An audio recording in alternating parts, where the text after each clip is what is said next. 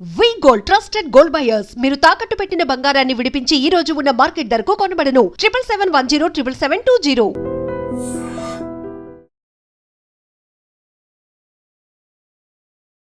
Hello అండి, నేను doctor భానుపూర్ణిమ, ఫిజియోథెరపిస్ట్ని. ఈరోజు మనము మోకాలు నొప్పులు గురించి మాట్లాడుకుందాము.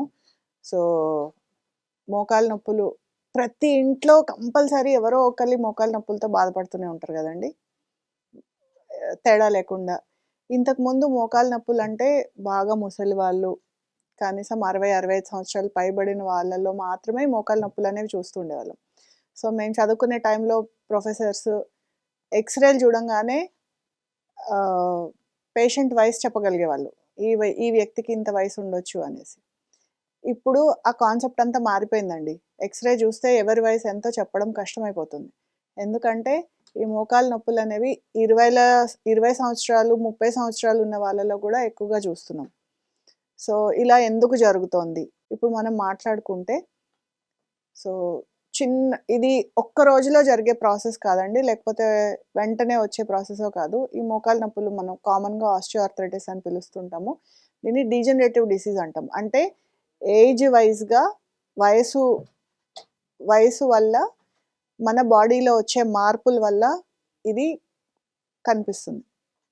సో ఇప్పుడు వయసు అనేది చాలా త్వరగా వచ్చేస్తుంది. ఎందుకు అంటే ఇంతకు ముందులాగా ఇప్పుడు పిల్లలకి స్కూల్లో ప్లే గ్రౌండ్స్ అనేవి తగ్గిపోయాయి.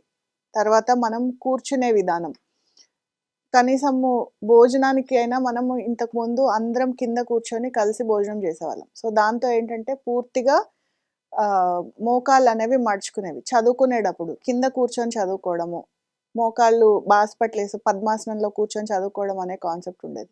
ఇప్పుడు చదువులు బెంచ్ల మీద, భోజనము డైనింగ్ టేబుల్, టాయిలెట్. ఇంతకుముందు మ్యాక్సిమం అందరి ఇళ్లలో ఇండియన్ టాయిలెట్స్ మాత్రమే ఉండేవి. సో ప్రతి ఒక్కళ్ళకి కనీసం రోజుకి 5-6 సార్లు అయినా మోకాలు అనేది కంప్లీట్ యూజ్లోకి వచ్చేది. సో ఇప్పుడు ఆ ఇండియన్ టాయిలెట్ అన్న కాన్సెప్టే కనిపించట్లేదు. ప్రతి వాళ్ళు వెస్ట్రన్ టాయిలెట్సే వాడుతున్నారు. సో తర్వాత ఆటలు అనేవి కంప్లీట్గా లేకపోవడం, స్పోర్ట్స్ స్పెసిఫిక్గా ఇంట్రెస్ట్ ఉండి వెళ్ళే పిల్లలు తప్పితే జనరల్గా చదువుకునే పిల్లల్లో 80% పిల్లలు ఎవ్వరికీ ఎక్సర్సైజ్ అనేది ఉండట్లేదు. ఫుల్గా మోకాళ్ళు యూజ్ చేసే అవకాశమే మనం పిల్లలకి ఇవ్వట్లేదు. సో దాంతో ఏమవుతుందంటే ఆ మోకాళ్ళు కదిపే మజిల్స్ అనేవి వీక్ అవ్వడం వల్ల ఈ మోకాలు నొప్పులు, లేకపోతే ఈ మోకాలు అరుగుదల, గుజ్జు తగ్గిపోవడం అనే సమస్యల్ని మనం ఇప్పుడు చాలా ఎక్కువగా చూస్తున్నాం. సో ఇలా జరగకుండా ఉండాలంటే మనం ఏం చేయాలి? సో అది చాలా ఇంపార్టెంట్ విషయం అండి. సో ఏం చేయాలి? మనం దానికి కారణం అనేది మనం చెప్పుకున్నాం. ఏంటి? మోకాల్ని పూర్తిగా వాడాలి అంటే. అండ్ ఇంకొక విషయం, ఇంతకుముందు టీచర్లు పనిష్మెంట్ ఇచ్చేవాళ్ళు, గుంజీలు తీయండి అని. గుంజీలు తీసినప్పుడు కూడా కంప్లీట్గా కింద కూర్చొని పైకి లేసి, సో అది కూడా ఈ మోకాలు నొప్పులు రాకుండా చాలా మటుకు కాపాడేది. సో ఇప్పుడు ఆ కాన్సెప్ట్ అనేదే లేదు. సో దాంతో ఈ సమస్యలు మనం చాలా ఎక్కువగా చూస్తున్నాం. సో ఇప్పుడు దానికి మనం చేయగలిగింది ఏంటి? ఇంట్లో పిల్లలకి ప్రతిరోజు కంపల్సరీ కింద కూర్చోవడం అనేది అలవాటు చేయండి. ఏదో ఒక కారణం, పూజ అవ్వచ్చు, చదువుకోవడం అవ్వచ్చు, భోజనం చేయటం అవ్వచ్చు, టాయిలెట్ అవ్వచ్చు, ఏదో ఒక కారణం చెప్పి పిల్లలని కనీసం రోజుకి ఒక అరగంట అయినా మోకాళ్ళు పూర్తిగా వాడేటట్టు కింద కూర్చోవడం అలవాటు చేస్తే ఈ సమస్య నుంచి మనం అంత అర్లీగా ఈ సమస్య రాకుండా మనం చూసుకోవచ్చు.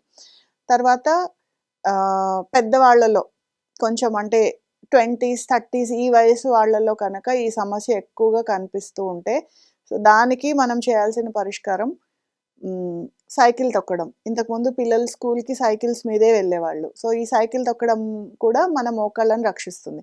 సో ఇప్పుడు మనము ఉంటున్న సమయంలో ట్రాఫిక్ వల్ల ఈ సైకిల్ తొక్కడం అనే కాన్సెప్టే మనం మర్చిపోయాం. సో ఈ సైకిల్ కనుక తొక్కుకోగలిగితే అది మన మోకాల్ని ప్రొటెక్ట్ చేస్తుంది.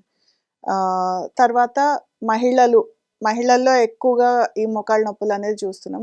సో దీనికి కారణం ఏంటంటే రోజువారీ మన ఆహారంలో మనము మర్చిపోతున్నది. అంటే కాల్షియం ఇంటేక్ కానీ లేకపోతే ఎముకల బలానికి కావాల్సిన ఆహారం మనం తీసుకోకపోవడం. సో, మన మీద మనం శ్రద్ధ పెట్టుకోకపోవడం.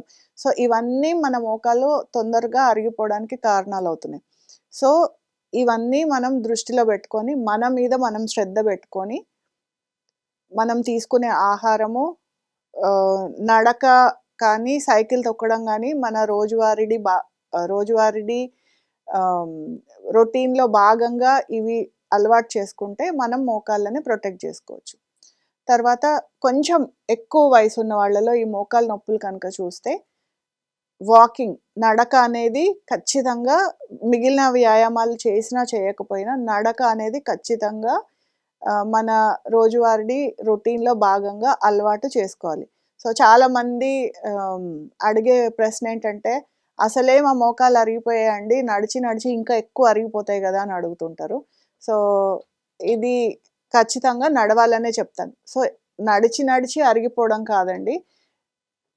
మజిల్ ఇప్పుడు మన మోకాలు అరిగిపోవడం అంటే 2 పైనున్న మోకాలు దగ్గరికి రావడం. సో, బోన్ స్ట్రక్చర్‌ని దాని ప్లేస్‌లో పట్టి ఉంచేది మజిల్. సో, ఆ మజిల్స్ ఎప్పుడైతే వాటికి పని సరిగ్గా లేక వీక్ అవుతాయో, సో, బోన్స్ అనేవి దగ్గరకొస్తాయి. సో, అప్పుడు ఒకదాని మీద ఒకటి రాపిడి ఏర్పడి ఈ మోకాలు నొప్పుల సమస్య అనేది వేధిస్తుంటుంది. సో, మజిల్స్‌ని మనం కంట్రోల్‌లో పెట్టాలి అంటే ఎప్పుడూ దానికి పని కల్పిస్తూ ఉండాలి. సో, మాక్సిమం మీరు నడక అలవాటు చేసుకోగానే గానీ, చిన్న చిన్న ఎక్సర్‌సైజులు చేసుకోవడం వల్ల గానీ, ఈ ఈ మోకాలు చుట్టూరు ఉండే మజిల్‌ని స్ట్రెంథెన్ చేయడం వల్ల సో, మనము ఈ మోకాలు నొప్పులనేది కంట్రోల్‌లో పెట్టొచ్చు. నెక్ పెయిన్ గురించి మనం మాట్లాడుకుందాము. సో, మనకి రకరకాల ప్రాబ్లమ్స్ వస్తూ ఉంటాయి గదండీ! రకరకాల సమస్యలతో మనం ఇబ్బంది పడుతుంటాము. అయితే ఈ నెక్ పెయిన్ అనేది మనము మాక్సిమం అవాయిడ్ చేయగలిగిన ప్రాబ్లము. కానీ మనము దీనితోని ఇబ్బంది పడుతున్నాం. సో, దీనికి ప్రధాన కారణము bad posture. So, bad posture అంటే మనం కూర్చునే విధానం గానీ, మనం నుంచునే విధానం గానీ సరిగ్గా లేకపోవడం వల్ల, లేకపోతే పడుకునే విధానం గానీ సరిగ్గా లేకపోవడం వల్ల ఈ బ్యాడ్ పోస్చర్ అని అంటాము. సో, ఈ బ్యాడ్ పోస్చర్ వల్ల చాలా ఎక్కువగా ఎదుర్కొనే సమస్య ఈ మెడ నొప్పి. సో, దీన్ని మనం అవాయిడ్ చేయాలి అంటే, సో, మన పోస్చర్‌ని మనం కరెక్ట్‌గా మెయింటైన్ చేసుకోవాలి. సో, మనము ఇది చిన్న పిల్లల దగ్గర నుంచి పెద్దవాళ్ళ వరకు ఏ వయసులో వారికైనా ఈ మధ్య కాలంలో మనం చాలా ఎక్కువగా చూస్తున్నాం. చదువుకునే పిల్లల్లో గూడా ఈ మధ్య ఎక్కువ చూస్తున్నాం. ఎందుకంటే ఇప్పుడు ఆన్‌లైన్ స్టడీస్ చాలా ఎక్కువ అవ్వటము, స్క్రీన్ టైమ్ ఎక్కువ చూడటము. సో, దానివల్ల ఏంటంటే వయసుతో సంబంధం లేకుండా ఈ సమస్యతో చూస్తున్నాం. సో, ఎప్పుడైతే మనం ఎక్కువ సేపు స్క్రీన్ ముందు ఉంటామో, లేకపోతే ఒకటే పొజిషన్‌లో కూర్చొని వర్క్ చేయాల్సొస్తుందో, సిస్టమ్ ముందు వర్క్ చేయాల్సి రావచ్చు, లేదంటే మహిళలు ఇంట్లో వంట చేసేటప్పుడు గానీ, లేకపోతే ఇతరత్రా పనులు చేసుకునేటప్పుడు గానీ, పొజిషన్స్ కరెక్ట్‌గా లేకపోవడము, పొయ్యి గట్టు సరిగ్గా లేకపోవడము, లేదంటే డ్రైవింగ్ చేసేటప్పుడు సరిగ్గా కూర్చోవడం, లేకపోతే డ్రైవింగ్ సీట్ అనేది సరిగ్గా లేకపోవడము. సో, ఇలాంటి రకరకాల కారణాల వల్ల ఈ నెక్ పెయిన్ అనేది చాలా కామన్‌గా చూస్తుంటామండి. సో, ఇప్పుడు ఈ నెక్ పెయిన్ రాకుండా మనం ఎలాంటి జాగ్రత్తలు తీసుకోవాలి? ఒకవేళ నెక్ పెయిన్ వస్తే దీన్ని ఎలా తగ్గించుకోవాలి అనేది చూసేద్దాం. సో, నెక్ పెయిన్ రాకుండా మనం ఇప్పటిదాకా మాట్లాడుకున్నాం గదండీ! నెక్ పెయిన్ రాకుండా మనం పోస్చర్ అనేది కరెక్ట్‌గా ఉండేటట్టు చూసుకోవాలి. ఎస్పెషల్లీ చదువుకునేటప్పుడు పిల్లలు ఆహ్, ఇంతకు ముందంటే నేల మీద కూర్చొని చదువుకునేవాళ్ళు. రాసుకోవడానికి ప్యాడ్స్ పెట్టి రాసుకోవడం గానీ, లేకపోతే చిన్న టేబుల్ లాంటిది వేసుకొని దాని మీద కూర్చొని రాసుకోవడం గానీ ఉండేది. సో, ఇప్పుడు అలా కాకుండా ఆన్‌లైన్ స్టడీస్ పేరుతో స్క్రీన్స్ రకరకాలుగా ఉండటము, లేకపోతే ప్రాపర్‌గా కూర్చునే పొజిషన్ లేకుండా సోఫాలో కూర్చొనో, పడుకోనో, టీవీ చూస్తూనో ఇలా రకరకాల పొజిషన్స్‌లో చదువుకుంటున్నారు. సో, చదువుకునేటప్పుడు కంపల్సరీ ఒక పొజిషన్ అనేది అలవాటు చేసుకోవాలి. సో, ఒక ప్రాపర్‌గా ఒక డెస్క్, ఒక దానికొక టైం అనేది కేటాయించుకొని ప్రాపర్‌గా కూర్చొని బుక్స్ చదివేటప్పుడు గానీ, స్క్రీన్‌లో చూసేటప్పుడు గానీ స్పైన్ ఎప్పుడు స్ట్రెయిట్‌గా ఉండేటట్టు చూసుకోవాలి. సో, స్పైన్ స్ట్రెయిట్‌గా ఉండేటట్టు చూసుకొని నెక్ మనకి చదువుకునే కంటెంట్ ఏదైనా గూడా ఒక 15 డిగ్రీస్ యాంగిల్ మనకి వంచితే ఐ లెవెల్‌లో ఉండేటట్టు చూసుకోవాలి. సో, ఇది చదువుకునే వాళ్ళకి కానీ, సిస్టమ్ ముందు పనిచేసే వాళ్ళకి కానీ. సో, ఐ లెవెల్‌కి 15 డిగ్రీస్ యాంగిల్ ఇలా కళ్ళు వంచితే మనకి క్లియర్‌గా కనిపించేటట్టు గనక మనం అరేంజ్ చేసుకుంటే, మాక్సిమం మీ నెక్ పెయిన్ నుంచి నెక్ పెయిన్ రాకుండా మనల్ని మనం కాపాడుకోవచ్చు. సో, ఇది first and foremost. So, system ముందు వర్క్ చేసుకునేటప్పుడు గూడా పోస్చర్ అనేది కరెక్ట్‌గా ఉండేటట్టు మెయింటైన్ చేసుకోవాలి. మన షోల్డర్స్ అనేవి స్ట్రెయిట్‌గా ఉండాలి. నెక్ అనేది ఎక్సెసివ్‌గా ముందుకి వంచకుండా, మనం జస్ట్ ఇలా స్ట్రెయిట్‌గా కూర్చొని జస్ట్ ఇలా ఐ లెవెల్ బెండ్ చేయంగానే మనకి స్క్రీన్ ప్రాపర్‌గా ఉండేటట్టు అరేంజ్ చేసుకుంటే, మాక్సిమం ఈ పొజిషన్ ఉంటే నెక్ మీద స్ట్రెయిన్ పడకుండా, నెక్ పెయిన్ అనేది రాకుండా చూసుకోవచ్చు. తర్వాత ఇప్పుడు చాలామంది సెల్ ఫోన్‌లో వీడియోస్ చూడటం కానీ, లేకపోతే కొంచెం ఖాళీ దొరికితే సెల్ ఫోన్‌లో మునిగిపోవడం గానీ చూస్తూనే ఉంటాం ఎక్కడైనా సరే. సో, సెల్ ఫోన్ మనం చూసేటప్పుడు కింద పెట్టుకొని ఇదే పొజిషన్‌లో చూస్తూ ఉండడాన్ని మనం ఎక్కువగా గమనిస్తూ ఉంటాం. సో, అది మనకి తెలియకుండానే మనం ఆ పొజిషన్‌లోకి వెళ్ళిపోతూ ఉంటాం.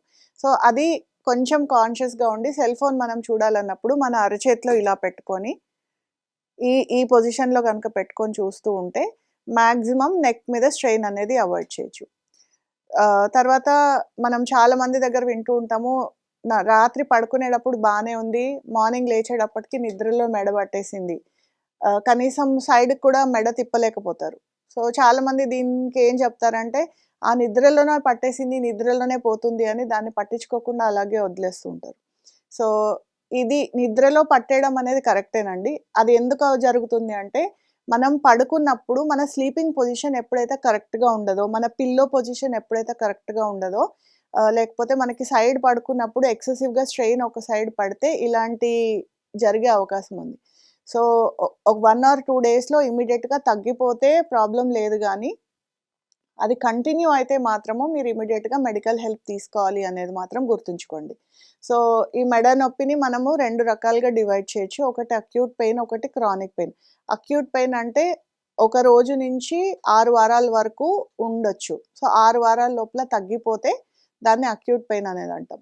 సో, అక్యూట్ పెయిన్ అనేది చాలా ఎక్కువగా వస్తుంది. సో, మనకి ఎప్పుడైతే నెక్ పెయిన్ స్టార్ట్ అవుతుందో అది రకరకాల కారణాల వల్ల కావచ్చు. అయితే బ్యాడ్ పోస్చర్ వల్ల కావచ్చు, లేకపోతే స్లీపింగ్ పొజిషన్ వల్ల కావచ్చు, లేదా ఏదైనా చిన్న చిన్న యాక్సిడెంట్స్ జరగటమో, లేకపోతే సడెన్‌గా స్పీడ్ బ్రేకర్ మీద అయ్యి దాని మీద ప్రెషర్ పడి కావచ్చు, లేకపోతే మెట్ల మీద నుంచి స్లిప్ అయ్యి నెక్ పట్టేయడం కావచ్చు.